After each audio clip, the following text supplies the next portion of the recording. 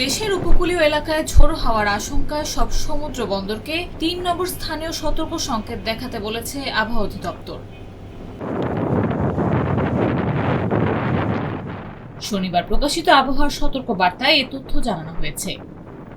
সতর্ক বার্তায় বলা হয়, উত্তর পশ্চিম বঙ্গোপসাগর এলাকায় বায়ুচাপের তারতম্য বিরাজ করছে। এর প্রভাবে সমুদ্র বন্দর, উত্তর বঙ্গোপসাগর এবং তৎসংলগ্ন বাংলাদেশের উপকূলীয় এলাকার উপর দিয়ে ঝোড়ো হাওয়া বয়ে যেতে পারে। এ কারণে দেশের সব সমুদ্র বন্দরকে ৩ নম্বর স্থানীয় সতর্ক সংকেত দেখিয়ে যেতে বলা হয়েছে।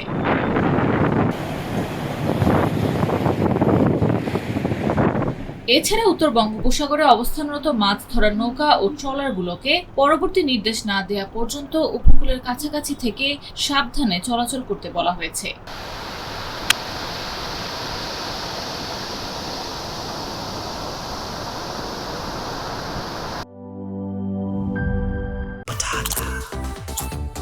Spicy and crispy.